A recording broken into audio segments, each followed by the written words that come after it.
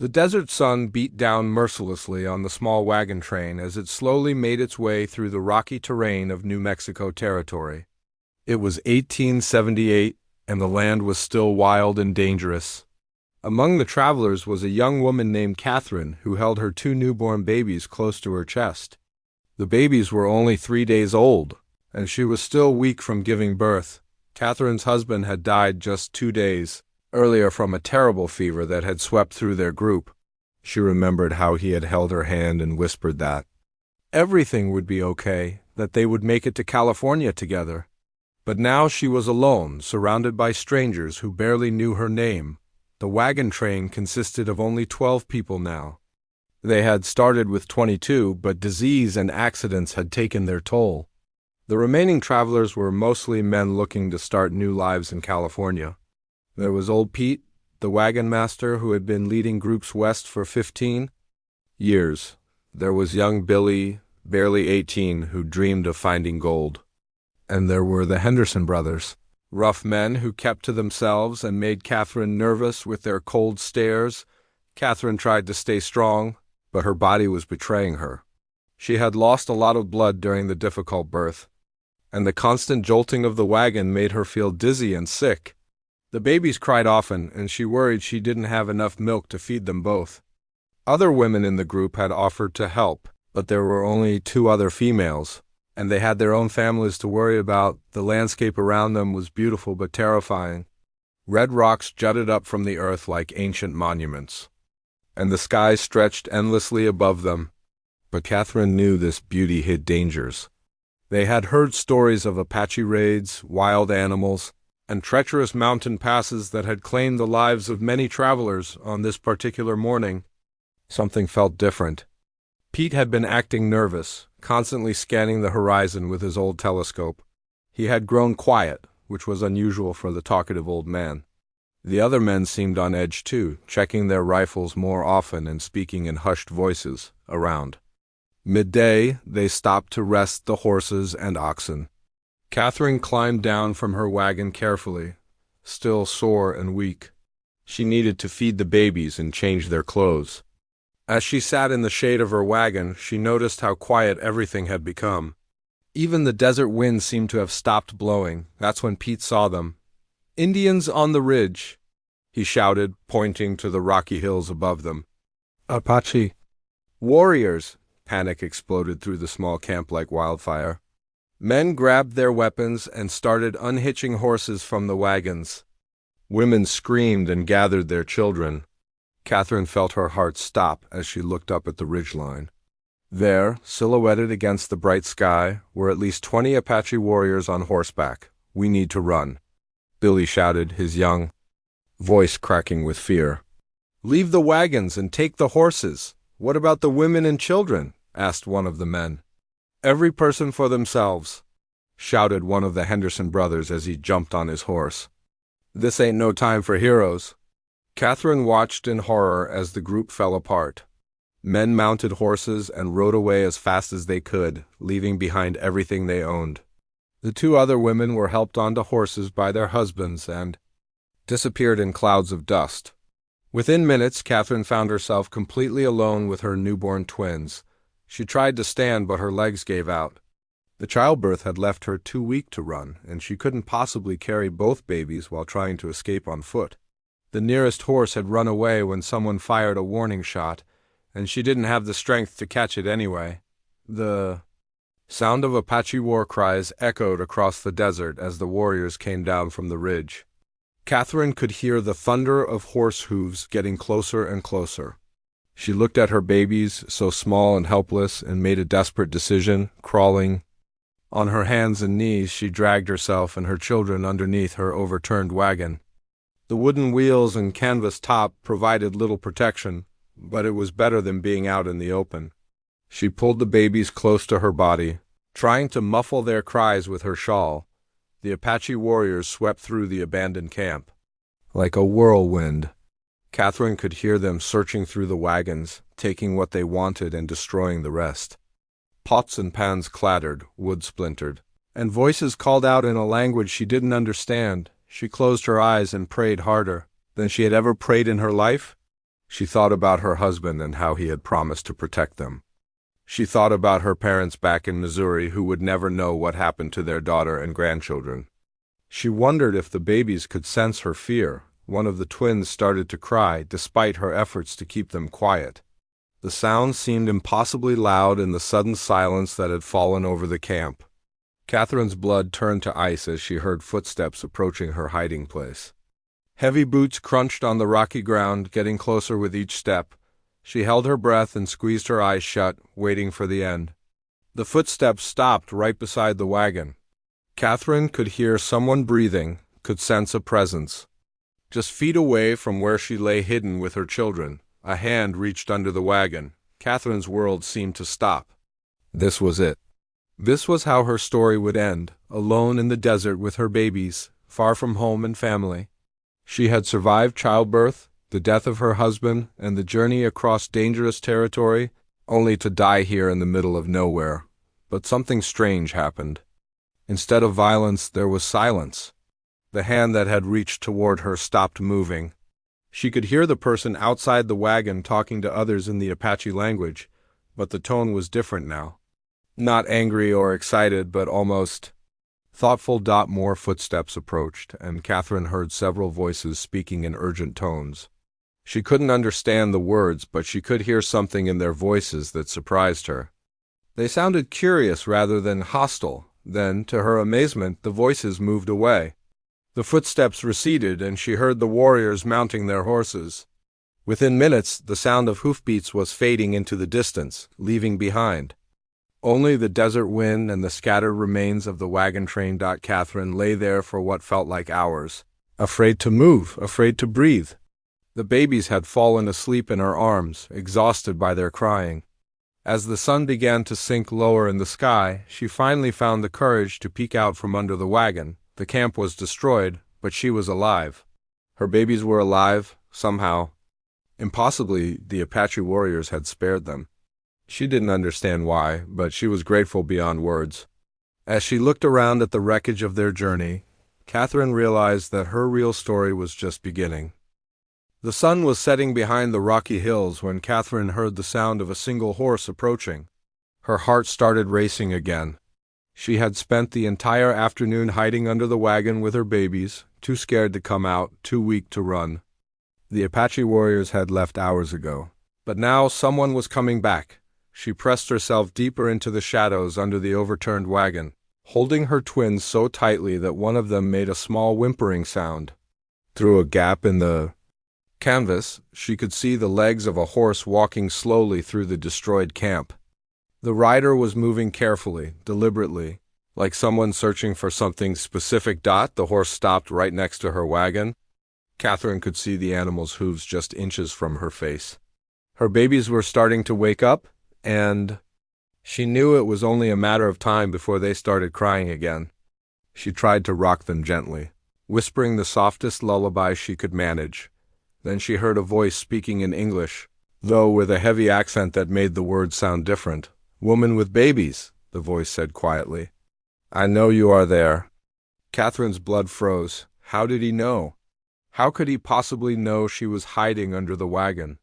"Do not be afraid," the voice continued. "I am not here to hurt you." Against every instinct screaming at her to stay hidden, Catherine found herself responding. Maybe it was exhaustion, maybe it was desperation, or maybe something in the man's voice made her believe him. "Please," she whispered, her voice barely audible. "Please don't hurt my babies." She heard the sound of someone dismounting from the horse, boots hitting the ground with a soft thud. Then slowly, a face appeared at the edge of the wagon. Catherine found herself looking into the eyes of an Apache warrior, but not what she had expected. The man was older than she had imagined, maybe in his 40s, with long black hair streaked with gray. His face was weathered by years in the desert sun, marked with lines that spoke of both laughter and sorrow. But it was his eyes that surprised her most. They were not cruel or angry. Instead, they held a kind of wisdom that made her feel less afraid. "My name is Swift Arrow," he said in his careful English. "I am leader of these men who came through your camp today." Catherine stared at him, unsure how to respond. This was the man who had led the raid that scattered her wagon train and left her stranded in the desert. Yet he was speaking to her gently, almost kindly. "Why didn't you kill us?" she asked, the question tumbling out before she could stop herself. Swift Arrow was quiet for a long moment, studying her face and then looking down at the babies in her arms. When he spoke again, his voice held a tone she hadn't expected, something almost like reverence. "Show me your children," he said. Catherine hesitated, but something about his manner made her trust him just enough to shift the babies so he could see their faces clearly. Swift Arrow leaned closer, and his expression changed completely. His eyes widened, and he spoke a few words in Apache under his breath. "Two babies," he said, more to himself than to her. "Born at the same time." "Yes," Catherine whispered. "They're twins? They were born 3 days ago?" Swift Arrow sat back on his heels, and Catherine could see that something important was happening, though she didn't understand what. The Apache leader looked up at the darkening sky, then back at the babies, then at Catherine herself. "In my people's way," he said slowly, choosing his words carefully, "twins are very special. They are touched by the Great Spirit. They bring great power, but also great responsibility to those who find them." Catherine didn't understand what he meant, but she could hear the seriousness in his voice. This wasn't just casual conversation. Something significant was taking place. "When my warriors told me about the woman and babies hiding under the wagon," Swift Arrow continued, "I had to come back and see for myself. The Great Spirit does not put twins in our path by accident." He stood up and walked a few steps away, seeming to think deeply about something. Catherine used the opportunity to crawl out from under the wagon, though she kept the babies close to her chest. She was surprised to find that she felt stronger than she had all day, as if the conversation had given her some energy back. "You are very weak," Swift Arrow observed, turning back to look at her. "You have lost much blood. When did your husband die?" 2 days ago," Catherine said, wondering how he could tell she was a widow. "Fever took him." Swift Arrow nodded sadly. "The fever has taken many people this season. White people and Apache people both. The desert is hard on everyone." He walked over to his horse and retrieved a water skin, which he offered to Catherine. She drank gratefully, realizing she hadn't had water since morning. The liquid felt like life flowing back into her body. "What will you do now?" he asked. "Your people have left you. You cannot survive alone in the desert with newborn babies." Catherine had been trying not to think about this exact question all afternoon. The reality was that she was stranded with no food, no water, and no way to travel. Even if she somehow managed to survive, where would she go? The wagon train was long gone, and she had no idea which direction led to the nearest settlement. "I don't know," she admitted, tears starting to form in her eyes. "I suppose we'll die out here." Swift Arrow was quiet for several minutes, looking alternately at Catherine and her babies. She could see that he was wrestling with some kind of internal conflict. Finally he spoke. "In Apache way, when the Great Spirit puts twins in your path, you must choose. You can walk away and let fate decide what happens. Or you can accept the responsibility that the Great Spirit is offering you." Catherine didn't understand what he was talking about, but she could sense that her life was about to change in a way she never could have imagined. "My sister Bright Moon is medicine woman for our people," Swift Arrow said. "She knows how to heal women who are weak from childbirth. She knows how to help babies grow strong." He paused, looking directly into Catherine's eyes. "If you come with me, I will protect you and your children. This is not kindness. This is sacred duty. The Great Spirit has made these babies my responsibility, and I cannot ignore what the spirits have shown me." Catherine stared at him in amazement. An Apache war leader was offering to save her life and protect her children. It seemed impossible, like something from a dream or a story someone might tell around a campfire. "But I'm white," she said, as if he hadn't noticed. "Your people and my people are enemies." Swift Arrow smiled for the first time since their conversation began. "Babies do not know about enemies," he said simply. "And the Great Spirit does not see skin color when he sends sacred signs." As the first stars appeared in the desert sky, Catherine realized she was about to make the most important decision of her life. Catherine had never ridden on an Apache horse before. Swift Arrow had fashioned a simple carrier from blankets and rope, creating a safe pouch where she could hold her babies while sitting behind him on his strong, painted mare. As they rode through the moonlit desert toward his camp, she wondered if she was making the biggest mistake of her life. The journey took most of the night. They traveled through valleys she never knew existed, following paths that seemed invisible in the darkness. Swift Arrow knew this land like she knew the rooms of her childhood home back in Missouri. Every rock, every canyon, every hidden water source was familiar to him. "How much farther?" Catherine asked when they stopped to rest the horse and let her feed the babies. "We will reach my people when the sun rises," Swift Arrow replied, checking the eastern horizon. "But I must tell you something important before we arrive." Catherine felt her stomach tighten with worry. "What is it?" "Not all of my people will understand why I brought you to our camp," he said honestly. "Some will say I should have left you in the desert. Some will say you are an enemy who cannot be trusted." The fear that Catherine had been pushing down all night suddenly rushed back. "Will they hurt us?" Swift Arrow shook his head firmly. "No one will harm you or the babies. I have declared you under my protection, and my word is law among our people. But there will be questions.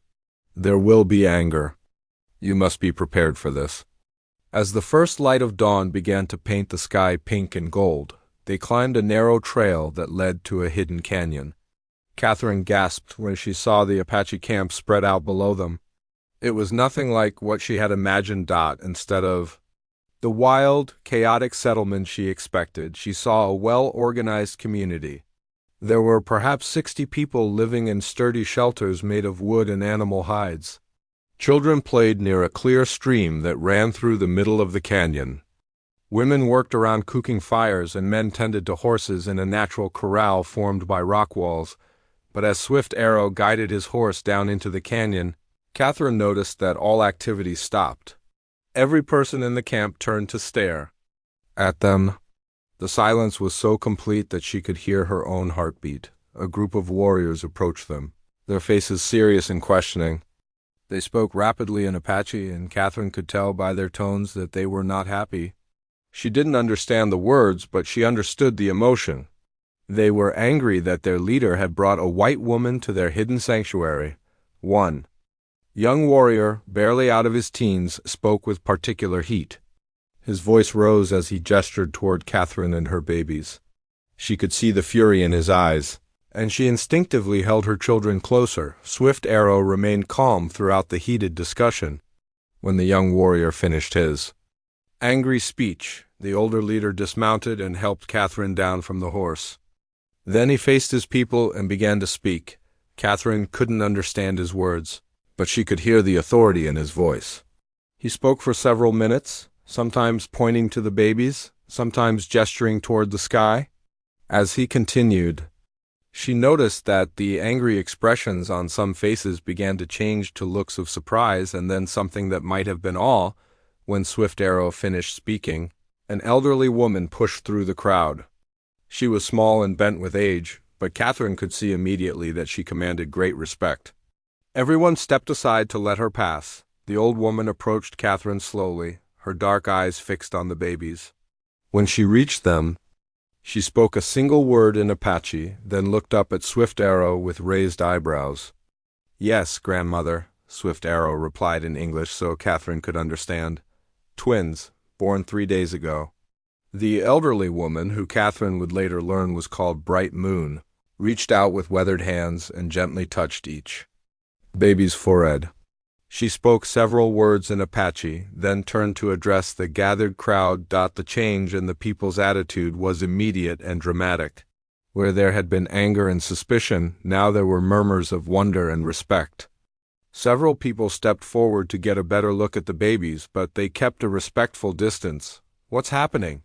Catherine whispered to Swift Arrow. "Bright Moon is my sister and our medicine woman," he explained. "She has confirmed what I already knew. Your babies carry special medicine. They are blessed by the Great Spirit."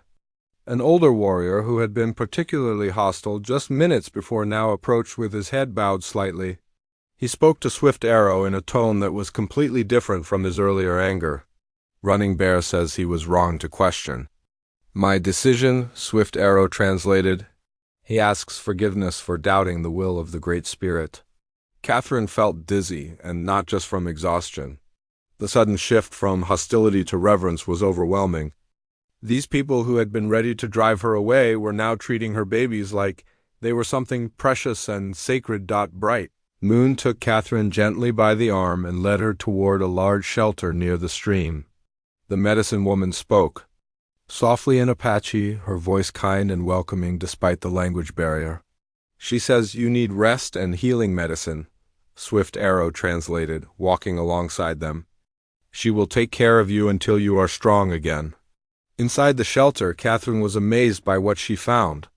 The space was larger than it had appeared from outside, with comfortable sleeping areas and a small fire pit for warmth. Bright Moon had clearly prepared for their arrival. Clean blankets were laid out, and there was a pot of some kind of herbal tea steaming over the fire. As Bright Moon helped Catherine settle the babies on soft furs, more women began arriving at the shelter. They brought food, clean water, and baby clothes made from the softest deer hide Catherine had ever felt. None of them spoke English, but their gestures were unmistakably kind and helpful.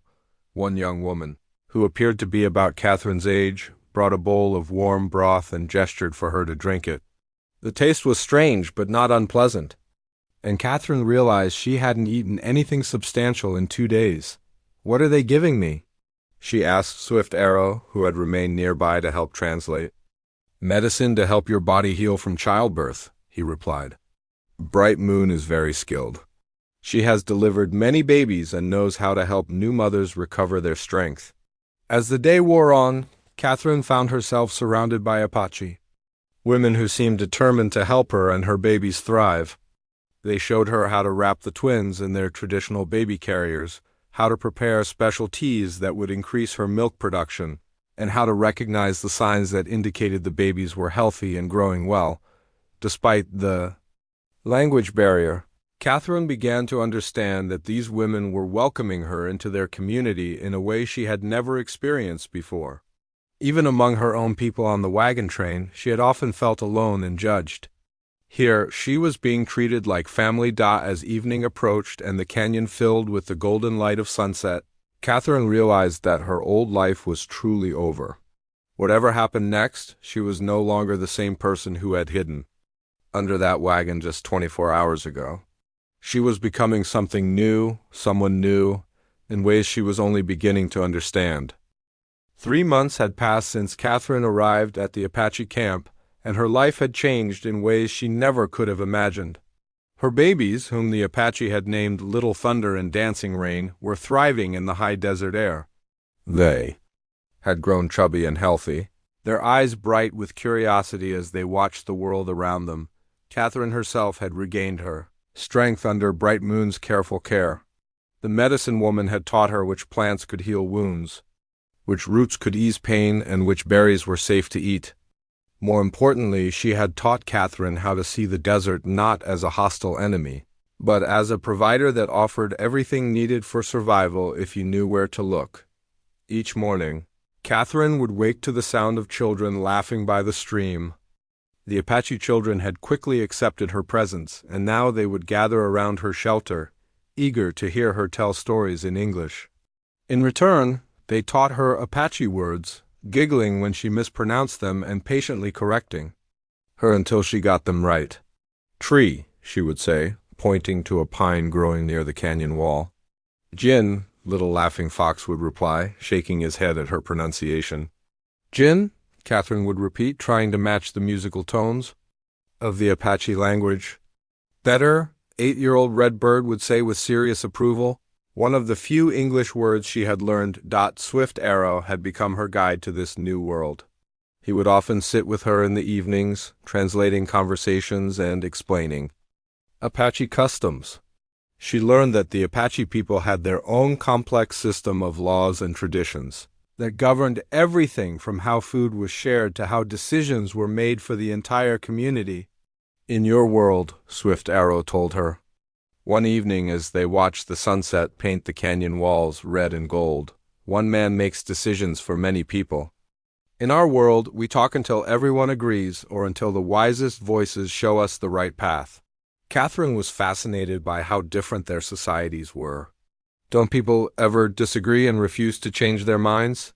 Swift Arrow smiled. Of course.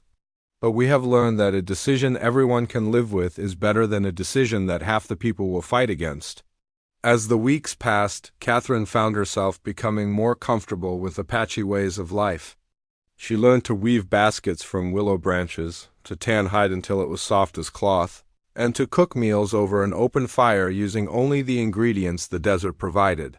Her hands, which had once been soft from her sheltered life, became strong and capable, but the outside world had not forgotten about the Apache people. Scout reports reached Swift Arrow regularly, and the news was troubling. The U.S. Army was increasing patrols in the area, searching for Apache camps with orders to force all native people onto reservations. One afternoon, a breathless Apache scout named Gray Volf came racing into the camp on an exhausted horse. He spoke rapidly to Swift Arrow in urgent tones, and Catherine could see the worry on both men's faces. "What's wrong?" she asked when Swift Arrow approached her shelter. "Army soldiers are asking questions at the trading post near Silver Creek," he said, his voice tense. "They are looking for any Apache camps in this area. They have orders to bring all Apache people to the reservation at Fort Apache." Catherine felt her stomach drop. She had heard terrible stories about the reservations, places where proud, free people were confined like prisoners, given poor food, and forced to abandon their traditional ways of life. "What will you do?" she asked. Swift Arrow looked toward the canyon entrance as if he could see the approaching danger. "We will move deeper into the mountains if we must. There are places where the soldiers cannot follow." But Catherine could see that this was not a simple solution. Moving the entire community would mean leaving behind their carefully chosen camp, their food stores, and the security of their hidden canyon. The elderly and the very young would suffer from constant travel. That evening, the entire community gathered for a council meeting. Catherine sat quietly in the back, holding her babies while the adults discussed their options. Even though she couldn't understand all the words, she could feel the tension and worry in the air. Some of the younger warriors wanted to fight. They spoke with passion about defending their homeland and their way of life. Others, mostly the older people, urged caution. They had seen too many battles that ended with Apache people dead or captured, running bare. The warrior who had initially opposed Catherine's presence stood up to speak. His voice was strong and clear as he addressed the group. Swift Arrow translated quietly for Catherine. "He says the soldiers are not just looking for us," Swift Arrow whispered. "They are looking for any white captives who might be held in Apache camps. They think we kidnap people and force them to stay with us." Catherine felt a chill run down her spine. She understood immediately what this meant. If soldiers found the camp and discovered her there with her babies, they would assume she was being held against her will. They wouldn't believe that she had chosen to stay, that she had found a home and family among the Apache people. The council meeting continued late into the night. Various solutions were proposed and discussed. Some suggested that Catherine should leave before the soldiers arrived. Others argued that moving her would be more dangerous than keeping her hidden. Finally, Old Bright Moon stood up to speak. The entire gathering fell silent out of respect for the medicine woman's wisdom. She spoke for several minutes, occasionally pointing to Catherine and the babies, sometimes gesturing toward the sky and the surrounding mountains. When she finished, Swift Arrow turned to Catherine with a serious expression. "Bright Moon says that you and the babies are not just guests in our camp," he said. "You are family now. The Great Spirit brought you to us for a reason, and we cannot abandon you when danger comes." Catherine felt tears starting to form in her eyes. These people, who had every reason to see her as a burden and a risk, were choosing to protect her even when it would be easier and safer to send her away. "But what if the soldiers find us?" she asked. "What if they don't believe I chose to stay here?" Swift Arrow was quiet for a long moment. "Then we will deal with that problem when it comes. but we will deal with it together." As the meeting broke up and people returned to their shelters, Catherine sat by the dying fire holding her sleeping babies. Little Thunder and Dancing Rain were growing up in a world where they belonged to two different peoples, two different ways of life. They were learning Apache lullabies and English words, eating traditional foods and hearing stories from both cultures. In just a few months, they had become living bridges between two worlds that were often at war with each other. Catherine wondered what kind of future awaited them, and whether there would ever be a place where they could truly belong to both worlds, without having to choose between them. The sound of night birds calling to each other across the canyon reminded her that for now, at least, they were safe. But she knew that safety was temporary. The outside world was closing in, and soon they would all face choices that would change their lives forever. The moment Catherine had been dreading arrived on a cold November morning. Gray Wolf came riding hard into the canyon, his horse covered in sweat despite the chilly air. He shouted something in Apache that made every adult in the camp stop what they were doing and look toward the canyon entrance. "Soldiers," Swift Arrow said grimly as he approached Catherine's shelter. "A full patrol, maybe 30 men. They are asking questions at every water source, every trading path. They will find our canyon by tomorrow, maybe sooner."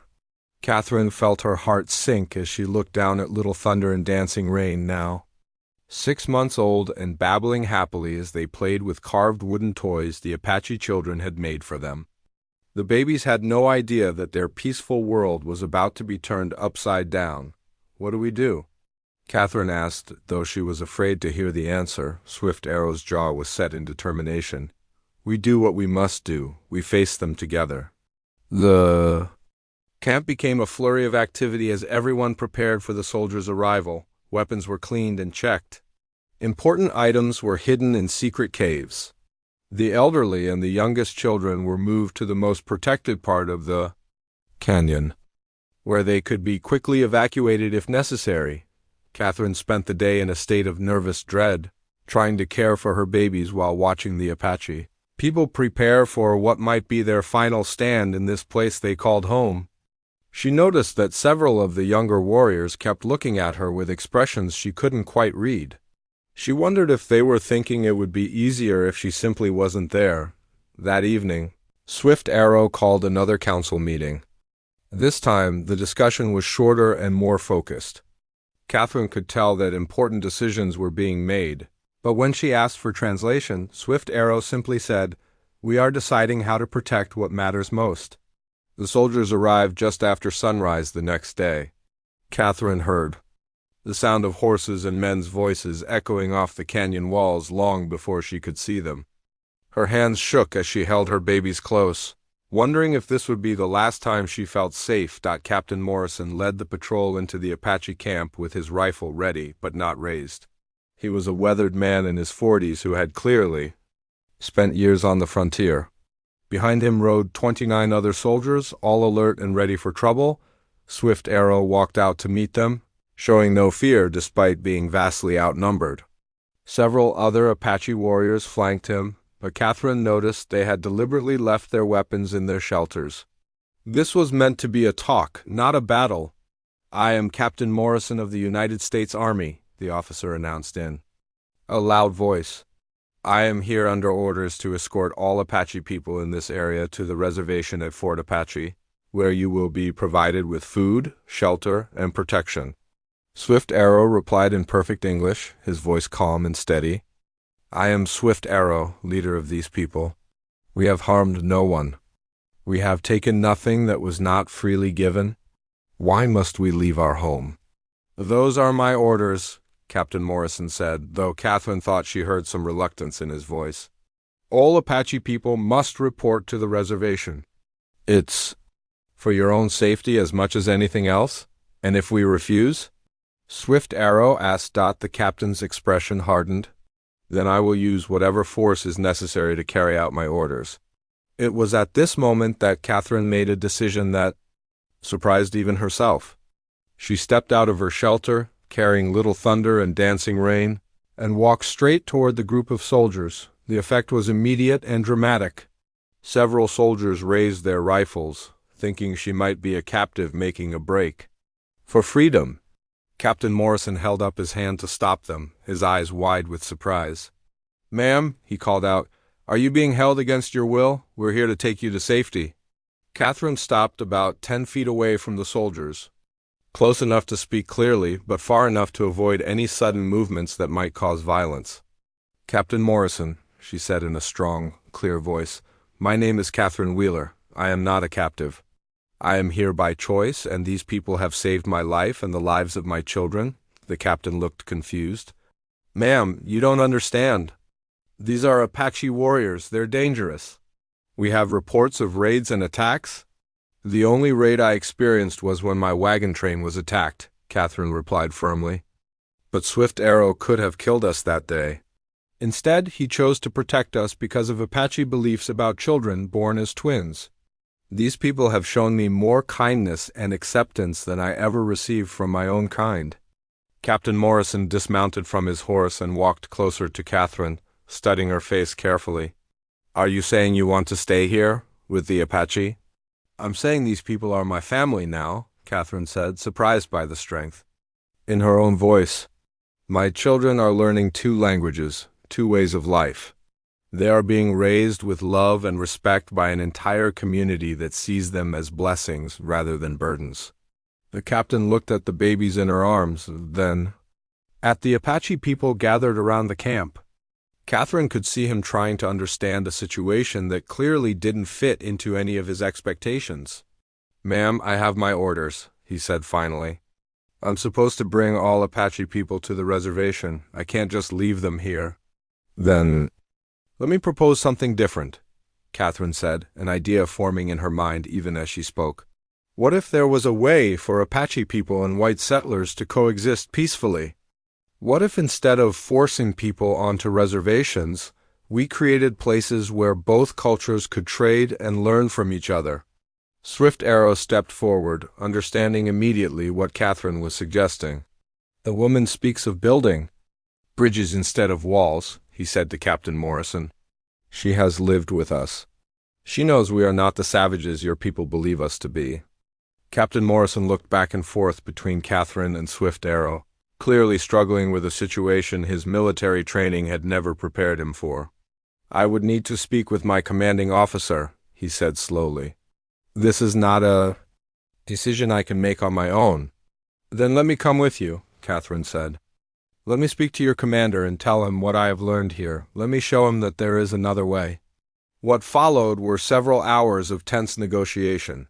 Captain Morrison sent a rider back to the fort with Catherine's proposal. Swift Arrow and his people waited in their canyon, ready to fight if necessary but hoping for peace. When the rider returned that evening, he carried orders that surprised everyone.